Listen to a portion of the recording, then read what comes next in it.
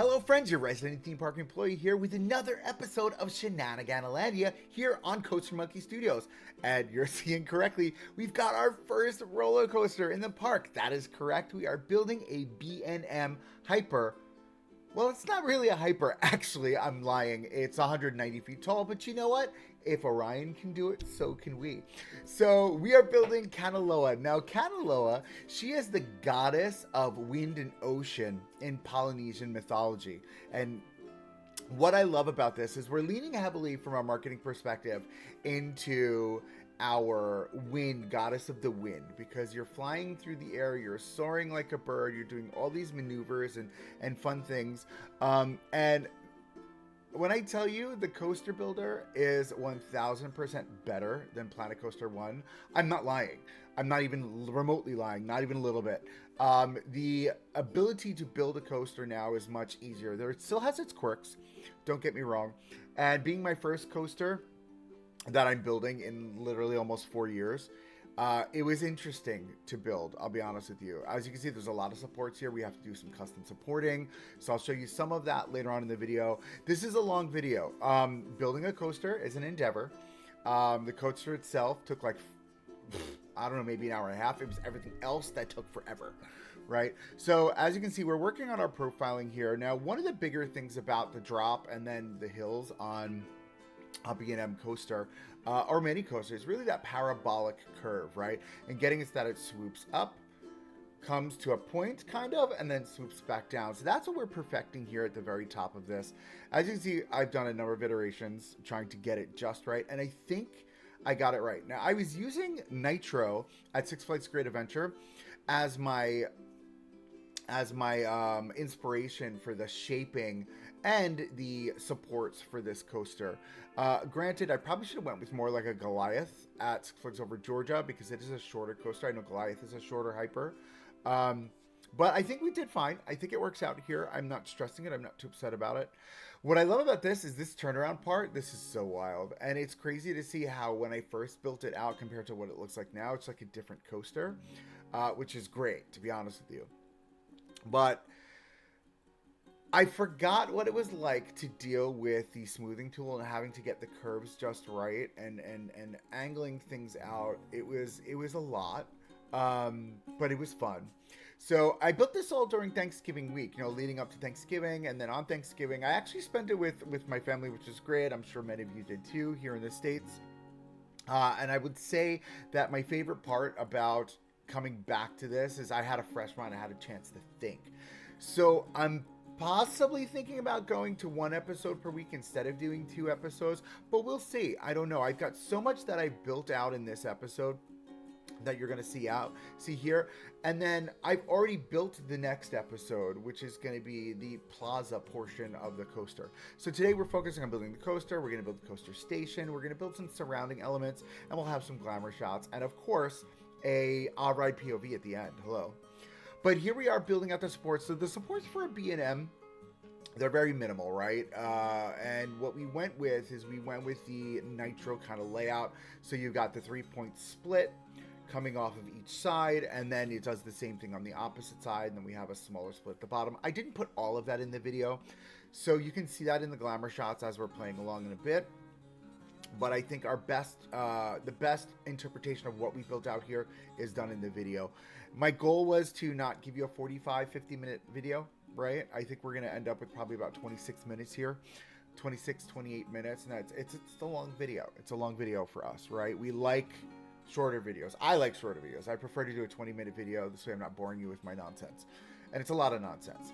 But getting these angles just right, they were a challenge. And again, I was using Nitro's profiling and Lift Hill as my inspiration. I do love how it just gives such a cleaner look.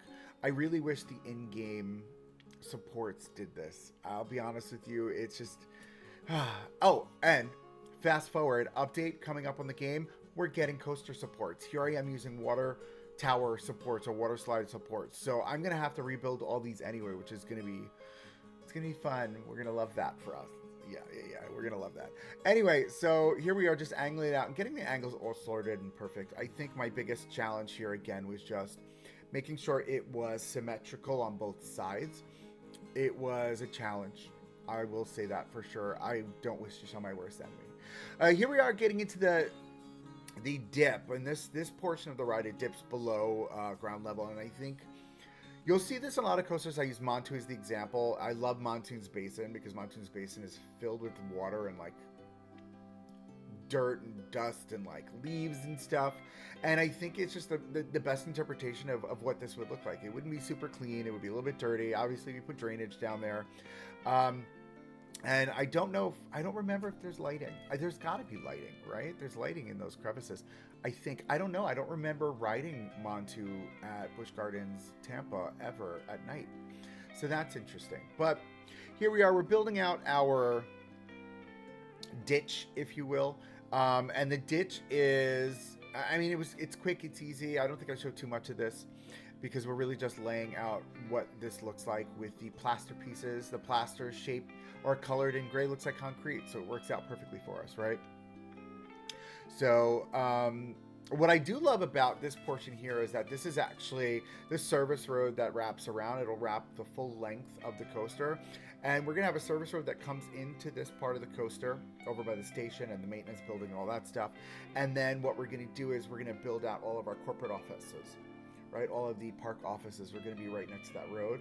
So it's very reminiscent of Six Flags Great Adventure, because Six Flags Great Adventure's admin buildings are not next to, but close to the lift hill and the run of Nitro. And I think it was, again, an homage to one of my favorite hypercoasters in the world. I think it's fabulous.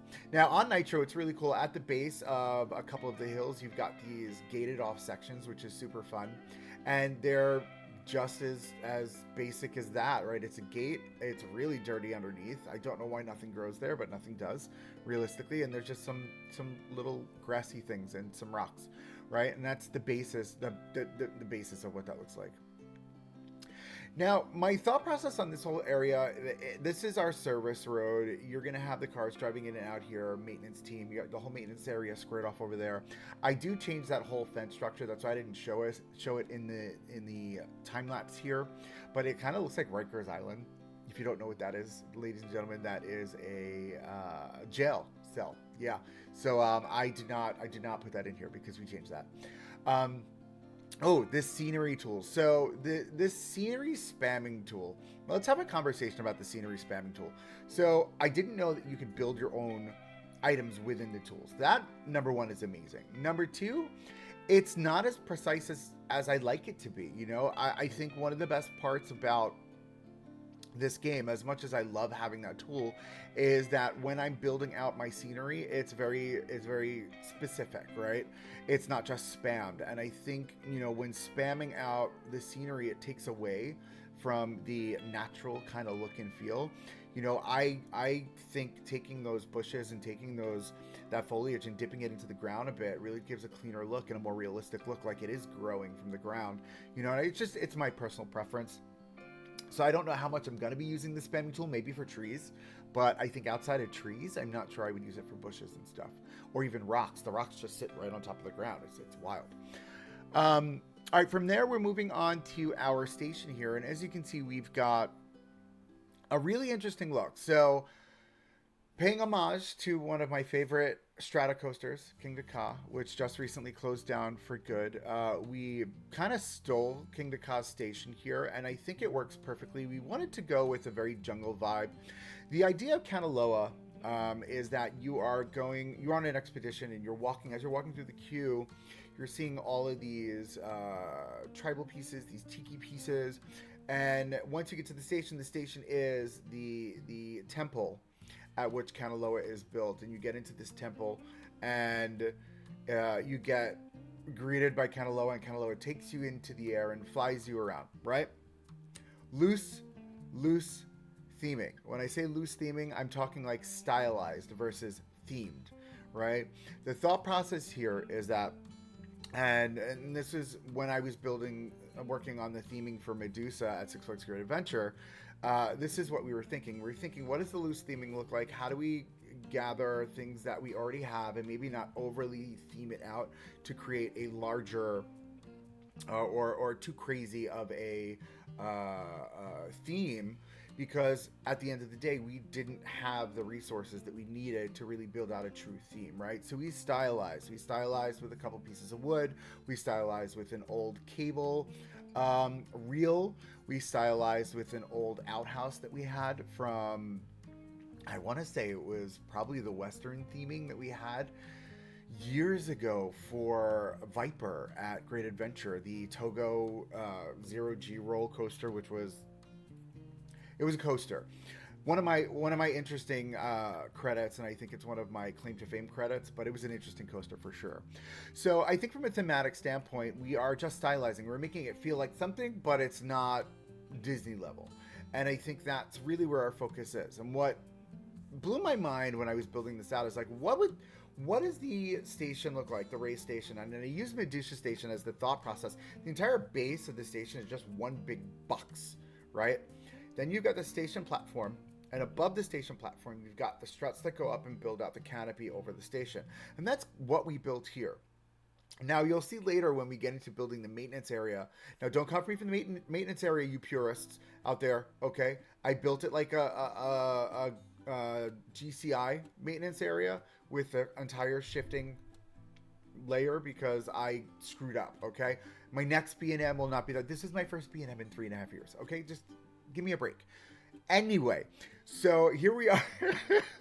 Here we are. We're building out this section here. But as we get into the maintenance area, you're going to see the maintenance area is just a big cinder block box, right? Because as I was looking at Nitro's station, right, and then Nitro's maintenance area is literally just a tin box, corrugated tin box.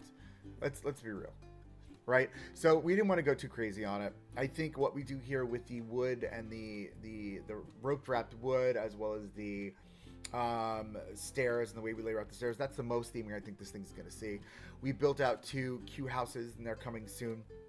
And those Q houses, to be honest with you, are probably more done than I would anticipate. But as I was looking back at Kingda Ka, when Golden Kingdom was built out in Kingda Ka, that entire station area, all of the theming around it, that was a little bit more elevated than what you'll see at like a Nitro, or you'll see it like a Joker, which is more stylized versus themed, right? So we, again, paying homage to Kingda Ka, we threw the flags up. These flags actually change. The Viking flags, they actually sway in the wind, and I love that about the Viking flags. So we took that and we just threw that right in there. And you'll see that coming shortly. So this is what I was talking about overdoing the staircases with theming. I think this is overdone. This is over-engineered. It's unnecessary because I don't think this is what this would actually look like. But it cleaned it up because when I moved around the pieces or the nodes of the path, it created some really wonky stuff and pieces sticking out and down, and I had to cover them up. It did not look right. It didn't look the part. Bring back the old paths, Frontier. Please bring back the old paths. We'd really appreciate it. Thanks. So as we progress through here, you're going to see we're going to move straight into railings. I found this railing. Now this is my qualm. I love this railing. There's no wood in the game that matches this railing. I feel like they took this railing from Planet Zoo and it matches all Planet Zoo textures, but there's no texture that matches this texture of the wood. It's an amazing fence. I love it. It doesn't match anything. The woods don't match. Even if I match the color of the wood, and you'll see I do it with the columns here, the texture of the wood piece doesn't match the fence. What are you doing, Frontier?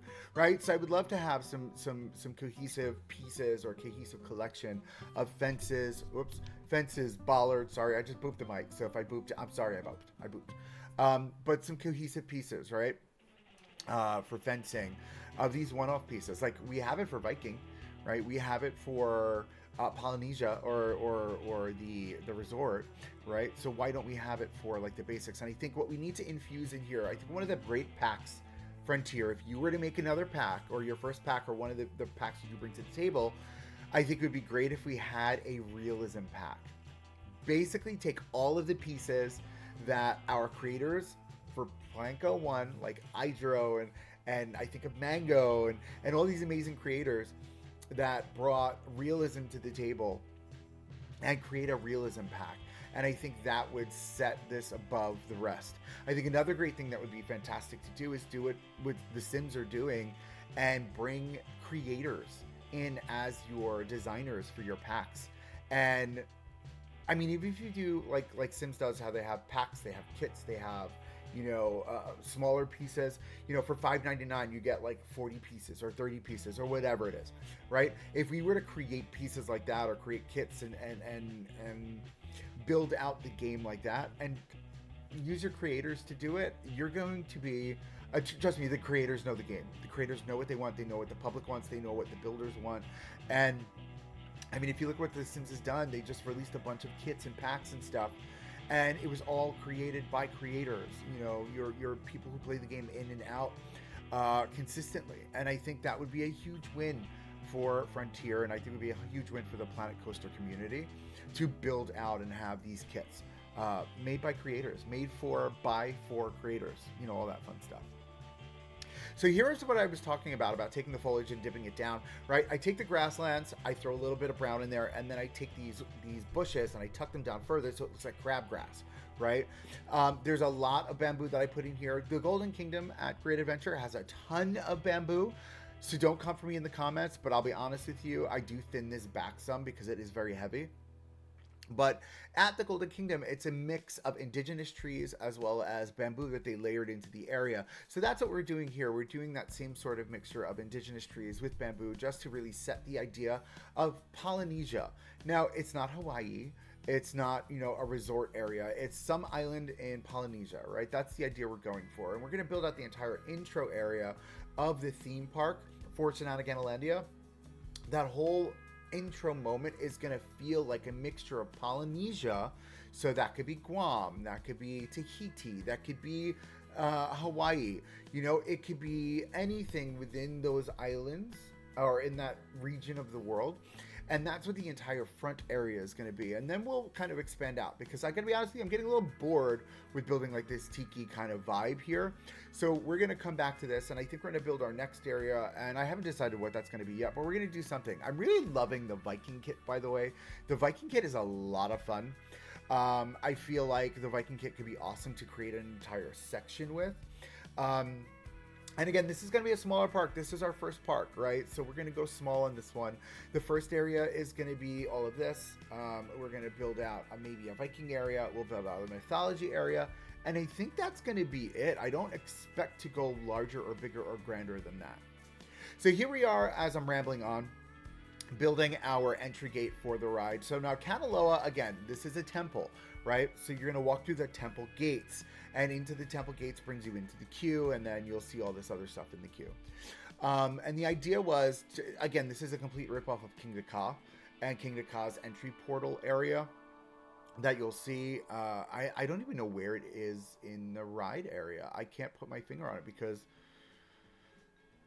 I guess when they put in Zumanjaro, they may have taken that out. I don't know. I don't remember this, but I've got pictures of it literally from Great Adventure history. And I don't see it. It's weird. But clutter is the thing to do when it comes to this. If you look around Golden Kingdom, when Golden Kingdom first opened, there was clutter everywhere. And as the years progressed, the clutter just got less and less and less and less and less. So these great wheels too, the metal wheels, I thought were fantastic. I think I use this in the next build, in the next episode. You're going to see it. We use those wheels for, I think we use those wheels for the tiki ice cream cart that we build. Here we are building our Easter Island heads. Yes, I made Easter Island heads. Again, Easter Island, it's another Polynesian island, right? Is it Polynesian? Is it Polynesian or is it off the coast of Australia? I'm going to have to Google that. I don't remember. But anyway, here we are. We're building our Easter Island heads. It was super easy. I woke up literally the morning of Thanksgiving at like 5 a.m. and was like, I'm bored. I need to do something. So I just built these and they worked out perfectly. I think this is a super fun addition to the area. And maybe we pepper one or two more of these around the area as we progress in building it out, just to give that feeling of you're somewhere in Polynesia. Is Easter Island Polynesian? Yeah, Easter Island. I think it is. I think it's somewhere between Hawaii or Guam. Tahiti? I don't remember. Anyway, it's Polynesia. Moving on. So this is super fun to build. It was super easy. I just got a snapshot of our Easter Island head, and then grabbed our, I think these are the tropical rocks, and created these, and then just threw them off axis around our entrance. Then we got a couple inside of the queue also, which is just a super fun addition and really just elevates. Again, this is an easy, quick sculpt that I could easily see a park putting in. It'll cost you maybe $15,000-$20,000 for the sculpt, for each sculpt, if that. And then finally throwing on the final touches of our entry gate. Now this entry gate, again, it's all about the wind. Kanaloa is the goddess of the wind. So we took the water swirls from the resort pack, the modern resort pack, and we created wind wisps.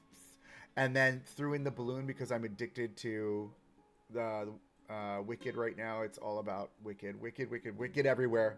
Let's see if the algorithm picks that up. Wicked, wicked, wicked, wicked, wicked. Anyway, so Kanaloa, she blows you around. She's the goddess of the wind, and here you are in your hot air balloon. That's the story. I'm sticking to it. We did this fun drop shadow look to it, and this reminds me very much of, I think it's Kings Island, or maybe it's not Kings Island, it's Cedar Point that has a coaster like that with that color in the red and the yellow. Manta? Maybe it was Manta back in the day. Moving on, you're going to see we took our paddles. These are the Viking paddles, and we turned the Viking paddles into a makeshift fence. I think this is great. This is exactly the vibe I was looking for, and it's very clean, and it's a mixture of textiles, and I think that's the bigger thing too. I was getting bored of the bamboo everywhere, so that's why with this portion of the build, we just went super textile heavy. And gave variety and a lot of variation. So here we are with our maintenance area. Don't come for me in the comments. I know it's not right. It's not the way it would be done. But I had to make shift something because I made a boo-boo. So we did the just like a GCI where you have your center lane where the coaster comes in. This entire maintenance shed area will shift left or it'll shift right. You'll be able to move the coasters on and off of their platforms, or on and off of the main coaster track. And you're gonna see we put the platforms underneath because inside the maintenance shed, this is what it looks like. Right underneath the track, you've got these platforms that the maintenance team will walk on to fix maybe the wheel assemblies, maybe to remove wheels, put wheels on, maybe it's to inspect each coaster train, which happens every single morning. Before operation. These are great too. I've been doing staircases with the snap distance. It's amazing. It's the easiest way to make staircases. I'm never going to be worried about making staircase again. Look at that. And these are all the pieces from the submarine section. I don't know if I'm going to build a submarine. I'm on the fence on that one. Again, because this whole thing is Lost Island. Maybe it is exploratory. Maybe we make maybe we make a submarine, or maybe we take a submarine that's already built, because I think there's one in blueprints. I don't know. You guys tell me in the comments what you think. But anyway, as we're building out our maintenance area, one of the bigger challenges I ran into here was just getting the heights correct. So I cut a lot of this out. We built out the shape of the building, and then I think we skip, which is fine because it was a lot. It was a lot to do. And it was definitely tedious. This was a headache. I was on live, and I had to stop the live because I was so caught in my head. I was like, I'm performing for live, and then I was like, you know what? I need to end the live, and you could probably see the live on my feed. But I ended the live, and I was like, you know what we're gonna do? We're gonna move away from the live. We are going to take a breather. I had breakfast. I came back into the game, and I was like, okay, we're good. We're here. We're ready. We're making it happen. All right, so now we are on the interior. We threw the roof on. We went with a simple corrugated roof. And again, as you can see, we took out the top portions of that fence because, hi, Rikers Island, not a cute look. And through the light. So lighting. I love the lighting in the game. I love what we've done. I love that we got ray tracing. I love that we can hotbox the lights now. But my concern is the fact that they don't illuminate enough now. So I've been dropping floodlights under the ground to illuminate the spaces, just to give us actual light instead of there being like a pinpointed beam of light down on stuff, right? That's a lot. Once we get the trim work done here, I think this is great. We throw in the gates. Now, IRL, we've got that turnaround that wraps right over the maintenance area, we would probably not have the gates there. But listen, it's a game. We're having fun. It's good enough, right? And we've gotten to the point where it's good enough. I don't want to break my neck and my head over it and drive myself crazy to have. It's got to be perfect. It's got to be super real. You know what I mean? It feels real. It feels real, and we'll leave it at that. But these gates are great, and these are actually the ridges that I put along the top. I think I'm going to use these for the gates now instead of the ridges, or instead of the bars that I've been using. That just looks more like our corrugated gate that rolls up to me than anything else, than what we've been using up to this point, I think. As we continue on the section here, I'm thinking about the next episode, and I'm going to put it out there for you guys. The next episode starts to build out of the plaza, and probably next Sunday's episode is going to be the full plaza in completion and the full entry moment.